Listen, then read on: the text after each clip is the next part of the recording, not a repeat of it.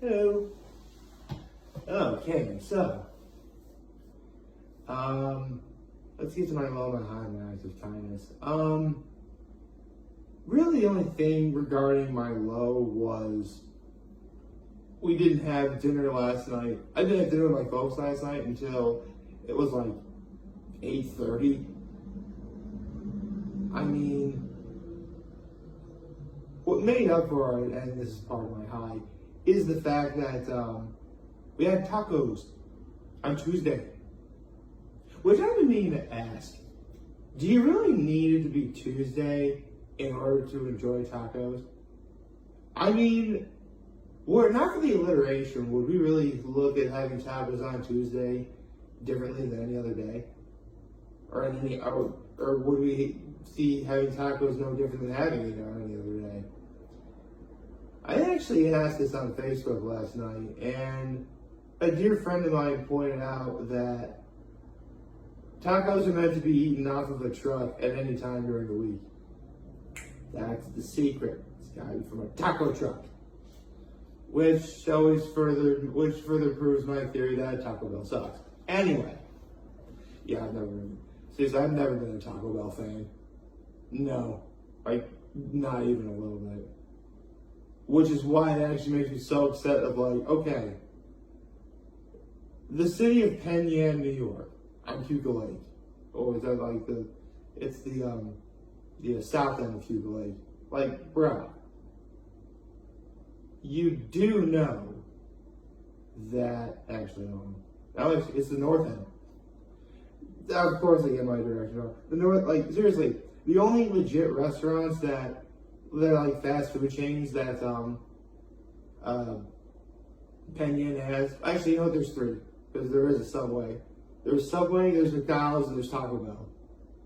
I mean, neither one of them is anywhere near the top of my list. But I guess if you had to choose, you know, probably either between McDonald's or Subway. Honestly, knowing what I know now, I don't know. It would depend on what my mood is. Would I want Subway or do I want Sub? Or do I want, actually, because of inflation and everything going on, you probably need more than one Sub, if we're being honest. I don't know.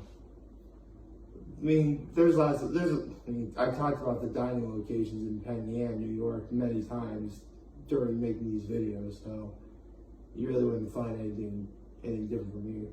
I mean, you go to Main Deck, Union Town Bistro, Antique Inn, Seneca Farms if it was open, the Wagner. Like, y'all got options. Oh, there's also New York Pizza, and Mark's Pizzeria, and King China, you know, for Chinese food. So, bro, you got options. Don't limit yourself to Taco Bell. Okay. But, you know, we had tacos last night for dinner, and my act of kindness was I helped set up and clear the table. Although my mom actually got a little upset when I didn't do the garbage yesterday. To be perfectly honest, I didn't really know if there was other stuff that my mom wanted to throw away. That's why I didn't do it. But actually, another act of kindness I did was because here's the thing. We actually tried ordering pizza last night for picnic pizza, but we ordered so late that they wouldn't make it. That's why we had tacos so late, right? So when my folks were out trying to get the groceries for making tacos, well, presumably I thought they were eating pizza, but that wanted not being the case. While they were out, I actually brought their Christmas ornaments because my folks got their tree. It's actually, if we're being honest, I'd say the tree is about maybe like a 6-footer, I guess. It's not a tall tree, but that's okay. It doesn't need to be a tall tree, but it's a nice looking tree. If we ever get around to decorating, I'll be happy to show you what it looks like. Let's see. That's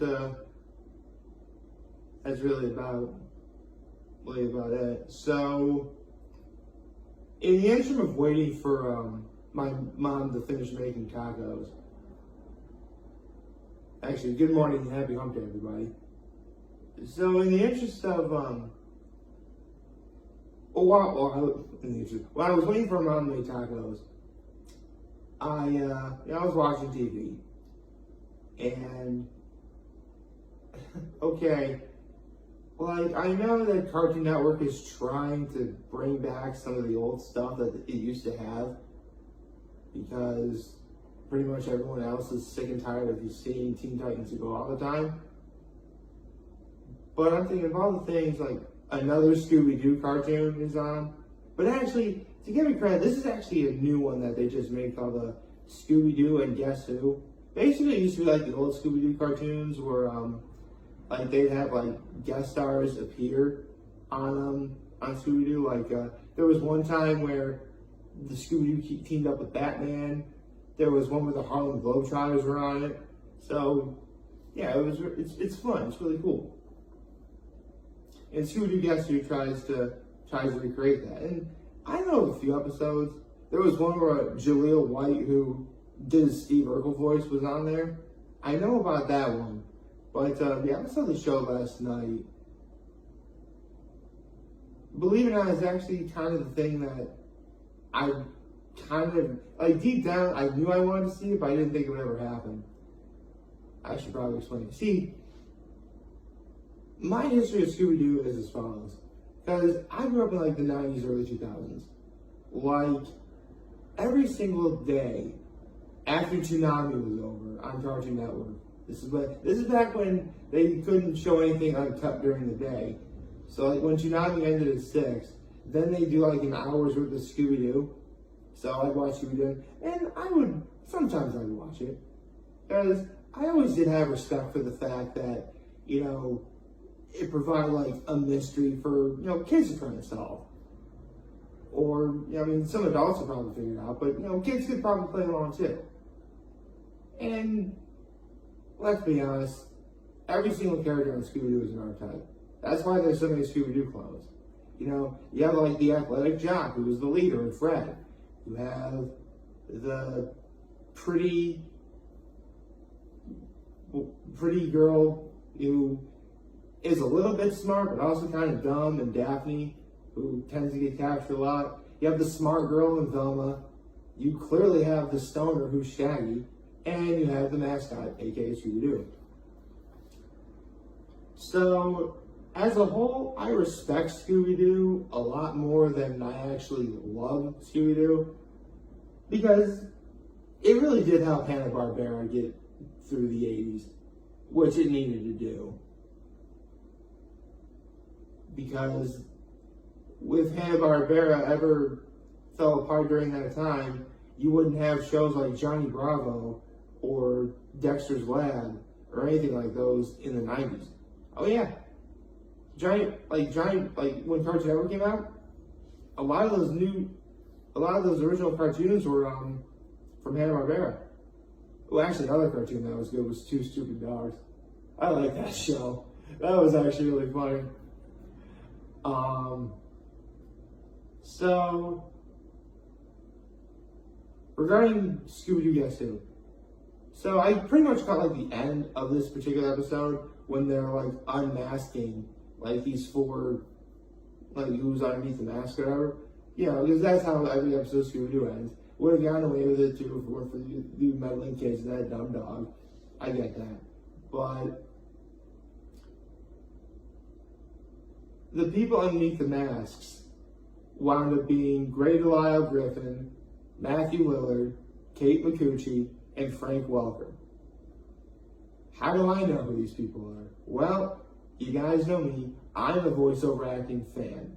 I love the craft of voiceover work. It's something I've always wanted to do. It's fun. It makes you look through the realm of animation in a different lens, a different perspective, in a good way.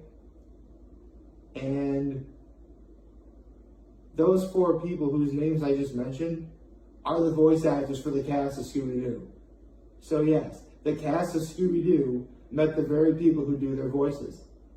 Grey Delisle Griffin is Daphne, Matthew Lillard is Shaggy, Kate McCucci is Velma, and Frank Welker, the GOAT, is Fred and Scooby-Doo. Yeah. Frank Walker's been Fred pretty much since the very beginning, way back when Scooby-Doo aired in the 70s. And he's of their age. I'd say, I know Peter Cullen, because Frank Walker was also the original voice of Megatron. Peter Cullen is 81 right now, and he's the voice of Optimus Prime. Frank he's got to be at least 75, but he's still got it. I mean, let's be real, being a voiceover actor isn't a particularly taxing endeavor. I mean, it gives you a niche in show business, and it looks like it's a lot, but like that's the dream job I always want to have. One of the main reasons why I never really pursued is, well, partly because, yeah, it's the whole fear of rejection sort of deal I have, but also the job security isn't what you would consider stable. Like, the best example I can think of, like the greatest job security ever, is when Colin Klingenbeard talked about playing Monkey D. Luffy. As much as she loves playing the character of Luffy, and she loves how the story is going. But occasionally she'll also point out that for as long of a series of One Piece is, you need the job security. So, there you go. Anyway, that's a testament to Frank Walker's ability as a voiceover actor, because, yeah, he's been voices of, Fred and Scooby-Doo and Megatron, like, just to name, like, the bare few. I mean, he was the Cave of Wonders in Aladdin, like, who dares wake me from my slumber? Like that's Frank Walker. Actually, it's the same voice as Dr. Claw from Inspector Gadget. I'll get you, Gadget. Like that's him, right? But what makes Frank Walker so great is he also does animal sounds. Any animal in the last 30, 40 years that you've heard in a cartoon, chances are that was Frank Walker. Although, if I were to name a spiritual successor to Frank Walker, D. Bradley Baker is who I would go to, because he can also do animal sounds. He was Appa and Momo in Avatar. Anyway, so yeah, pretty obvious, I'm a voiceover fan. And one of my favorite kinds of cartoon episodes are always when, like, the story goes meta, like how the main character meets the people who voiced them or who created them. The best example of this was Spider-Man the Animated Series, where the series finale had Spider-Man meet Stan Lee. That was cool.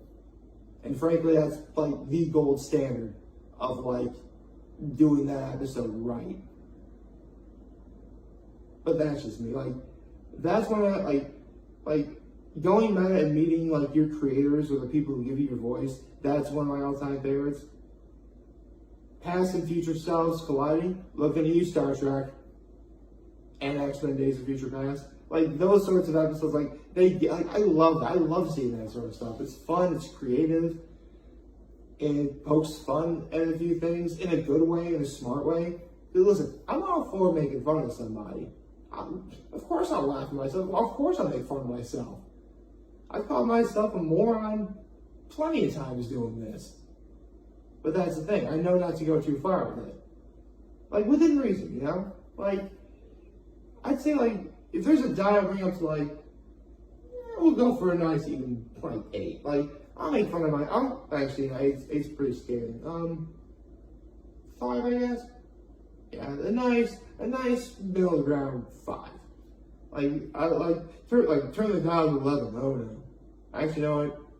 Let's make it down to 6. Turn it to 6. Because 6 that is the legit middle. Actually, the legit middle would be 5.5. But let's round up. Let's go 6. So yeah, turn it down to 6. There you go. But I can make fun of myself. Sure. And I'm all for that. And that's why I really do like, episodes like the Scooby-Doo Guess Who episode I just mentioned. Because, I mean, come on. You get to see the voiceover actors meet the people that they voice and vice versa. Like, that's really cool.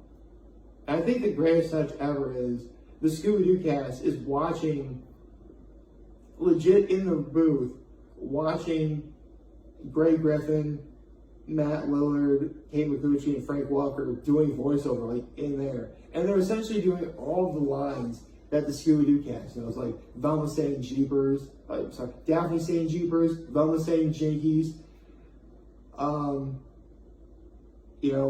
Shaggy saying Zoinks, Frank Walker saying let's split up. Like that's what the Scooby-Doo cast says. And it's funny. And they're making fun of each other. Hey, Greg Griffin sounds like you, Daphne. There you go. And the episode ends with both Frank Welker and Scooby-Doo ending the Scooby-Doo episode the way it always ends, saying Scooby-Doo, like that. I love that, man. That's really cool. Like, it really is.